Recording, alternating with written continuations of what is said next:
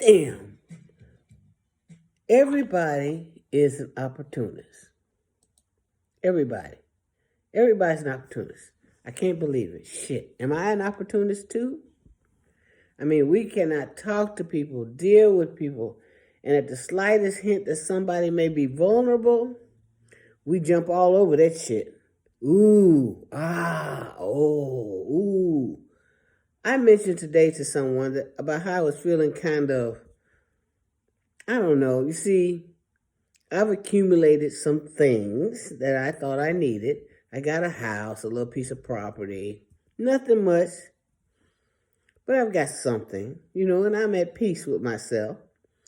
And like I say, I'm at the age where the idea of death is very real and it's in the future, not very far away. It's closer than any other thing.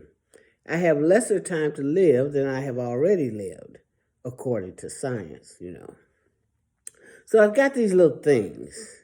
And of course, having been brainwashed to think that I needed these things for my life to be better, now here I am with them, and there's no one to give them to if I die. I mean, yeah, there's someone I could give them to, but will they appreciate all the hard work that I put into accumulating these things?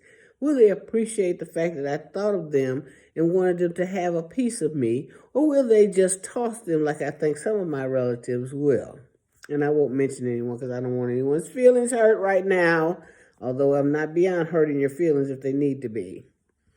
But you see, I've got these things, and when I tell people, when I mention it, you can see people's eyes light up. Oh, really? You have no one to give this to?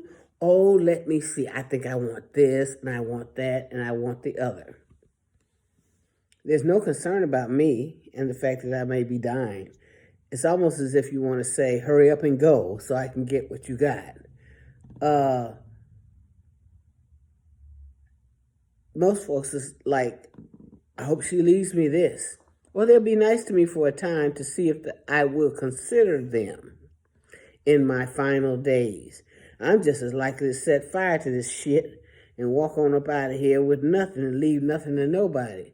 Ooh-wee, ooh-wee. So here I am, I'm like, what to do with all this shit I've accumulated? I've got stuff because I like the stuff, or I needed the stuff. That's why I got it in the first place. Okay, I got the stuff. I wasn't trying to be someone that had things. I was just trying to be independent and not require the help of anyone, because as many of us know, you can't get help when you need it. And if you get help, there's always a price tag tagged along behind it, and it's always conditional. So I was just trying to be independent. If I needed a screwdriver, I go buy a screwdriver. If I needed a blender, I go buy a blender. There's no borrowing or anything like that, because people will be offended if you ask them for their stuff. There's not much in here. And I don't think I needed it as much as I did then. But I have little collections. I have historical memorabilia from the civil rights era. I have things that are collectibles. But of course, if anybody comes in here, they would have to be able to recognize what I have in order to do a little work and sell it. Now, that's where the issue comes to. But damn it, there's nobody that knows me enough to understand why I collected what I collected in the first place. I'm pretty sure when I go, it's going to be a chore for somebody. She got all this shit I got to get rid of. See, so, I'm telling you this because you need to understand that while you're accumulating things, when you go, of course, none of this can go with you. It's best you take care of those primary things. See how long you can help yourself live.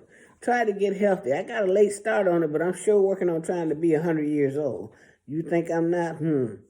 Oh, well, let me see. So have a little fun with me. Care a little bit. Ask me how I feel. Talk to me. And then, if you're such an opportunist, I may consider you when the time comes. But look at some of these unions people have made. Why do you love so-and-so? Oh, because they've got so-and-so, or they do so-and-so. Nothing about their character only about the outward signs of prosperity. That's all we seem to be concerned with. Look what they have. And then you see that and then they get jealous. Whatever strikes the other person's fancy or desires, no one's interested in that. Not about the physical being, just about the material things.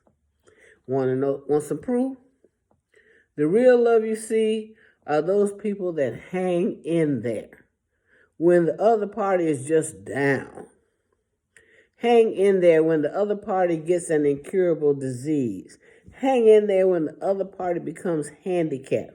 Hang in there when the other party kind of loses their mental capacity. That's the real love. We don't just drop off like an old paper doll. That's where the paper doll concept came from with me. People just throw people away. But you know, if you're going to have real love for somebody, when you consider whether you love someone, take the sex out and ask yourself, if they became ill and needed you to wipe their ass, would you do that?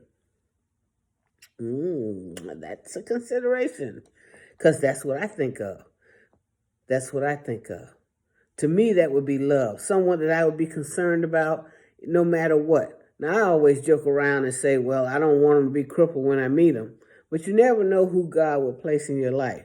Oh, there's that God thing. You never know. And you have to be considerate of people and think beyond the physical of what you see. Because all that physical stuff that you see, the big booties, the muscles, all that's going to fade in time. And you need to ask yourself, could I stay with this person to the absolute very end? Think about that. That's my thought for today. Bye.